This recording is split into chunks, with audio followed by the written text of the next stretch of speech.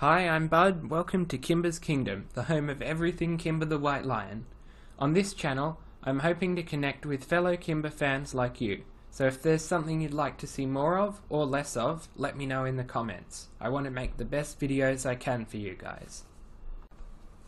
Today we'll be reviewing The New Adventures of Kimba the White Lion, a Japanese TV series created in 1989 as a reimagination of the original 1965 series.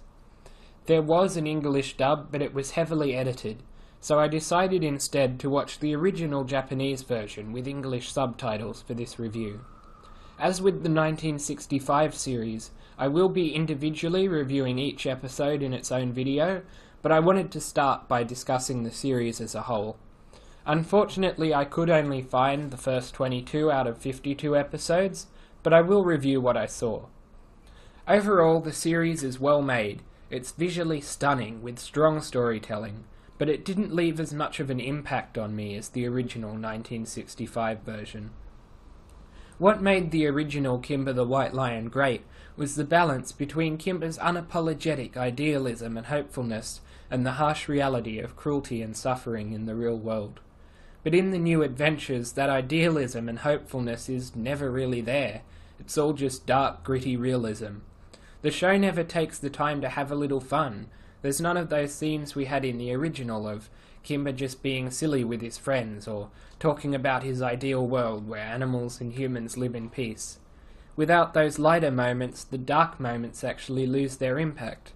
When all you're ever exposed to is death, misery and seriousness, you have nothing to compare it to and you just accept it as a fact of life.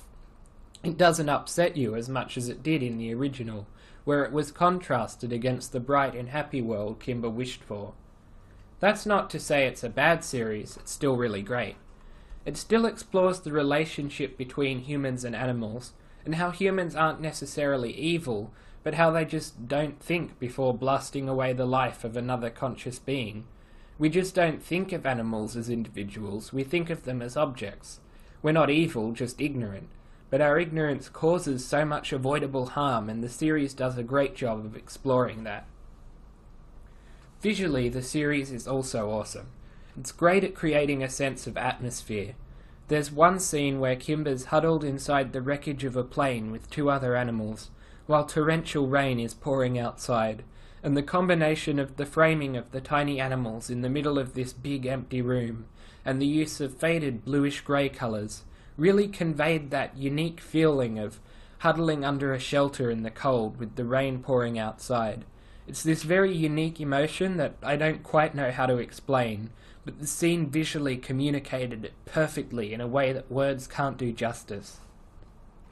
There are a couple of minor flaws with the series. The romance between Kimba and Kitty happens very suddenly and seems to come out of nowhere. They don't really have the same chemistry they had in the original series.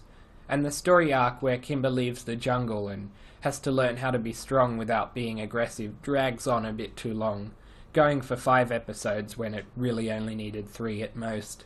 But these are just nitpicks and don't hurt the series as a whole. Overall, while it doesn't have quite the fun or the character of the original series, and lacks that contrast between idealism and reality that made the original so great, The New Adventures is still a solid series which was clearly made with love by very talented writers and animators. It's definitely worth checking out. That's all for now, fellow animals. If you enjoyed this video and you'd like to see more, hit the subscribe button and the bell icon so you won't miss a thing. If there's something Kimba related you'd like to see a video about, leave a comment. I'd love to hear your suggestions. I might look ferocious, but I don't bite, promise.